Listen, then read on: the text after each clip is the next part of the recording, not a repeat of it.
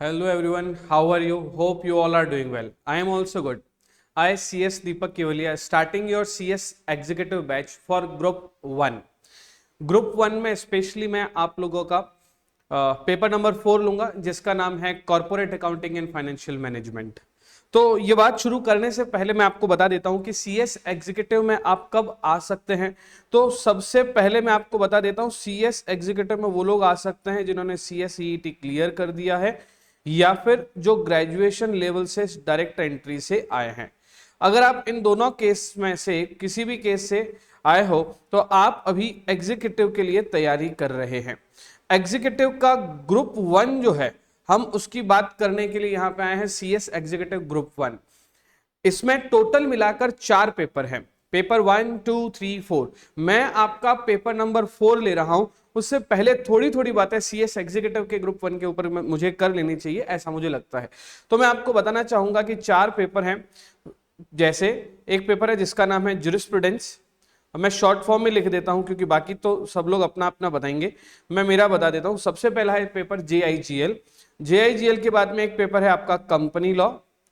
जेआईजीएल के बाद एक पेपर है आपका कंपनी लॉ। कंपनी लॉ के बाद में आपका एक पेपर है setting up of business and labour law.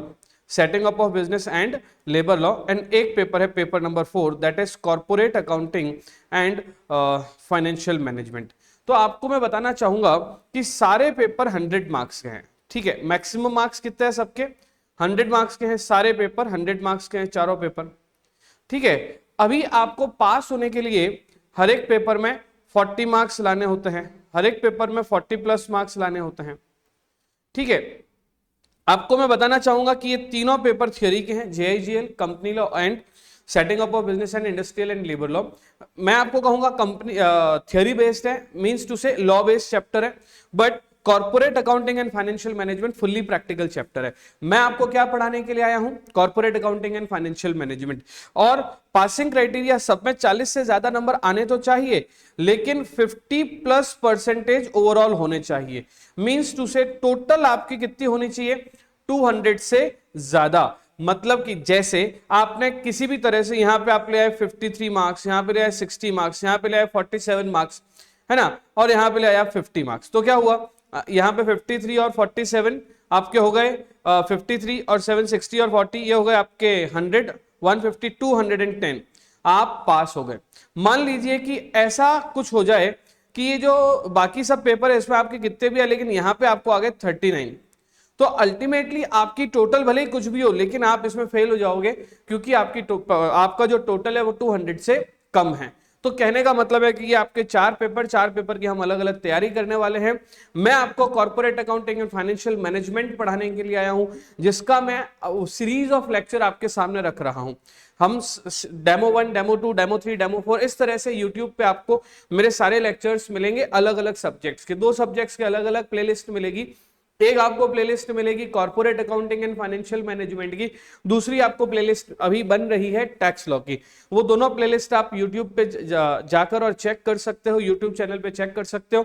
लगभग दोनों में मैं 8-8, 10-10 लेक्चर डेमो में डाल रहा हूं। उसके बाद जब आप डेमो देख लेंगे आपको पसंद आ जाएगा तो you may purchase from our various platform specially on ca.com, right. तो देखा जाए तो हम कौन सा चैप्टर स्टार्ट करने वाले हैं? Corporate accounting and financial management. और इसके बारे में मैं आपको बताऊंगा, कॉर्पोरेट अकाउंटिंग और फाइनेंशियल मैनेजमेंट में 2 अलग अलग पार्ट है, 60 और 40 मार्क्स है, और ये टोटल मिला के 100 मार्क्स का है, जिसमें से corporate accounting 60, financial management 40, total मिला के 100 मार्क्स का ये आपका सिलेबस रहेगा। फुल्ली प्रैक्टिकल सब्जेक्ट है, इसमें थ्योरी बहुत ना के बराबर आती है। दिसंबर 23 का अगर एक्सपीरियंस देखें तो सारे के सारे 100 नंबर के क्वेश्चन प्रैक्टिकल आए थे, और जो थ्योरी क्वेश्चन आए थे वो और में आए थे सिर्फ 2 क्वेश्चन। जैसे क्वेश्चन नंबर 4 के साथ में 4A आ गया, और एक और जगह पे एक और क्वेश्चन, जैसे से फॉर एग्जांपल 6 होगा तो 6 से आ गया। तो 6 नंबर क्वेश्चन था प्रैक्टिकल, 6A था थ्योरी। 4 नंबर क्वेश्चन था प्रैक्टिकल, 4A था थ्योरी। इस तरह से और में आया। तो अगर देखा जाए तो पूरा का पूरा 100% पेपर प्रैक्टिकल आया था। एमसीक्यू इसमें इंस्टीट्यूट ने पहले से ही मना कर रखा है।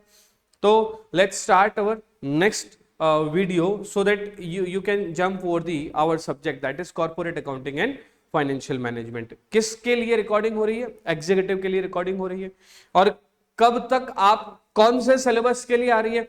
तो सबसे अच्छी बात, इसमें कोई भी तरह के अमेंडमेंट्स वगैरह नहीं होते हैं, न्यू सिलेबस के लिए हो रही है। न्यू सिलेबस यानी कि जो institute of company secretaries of India ने 2023 में अपना सिलेबस चेंज करके अगले 5 साल के लिए जो लगाया है, बस ये वही उसी के लिए ही ये रिकॉर्डिंग आपके लिए की जा रही है। तो let's start our next video.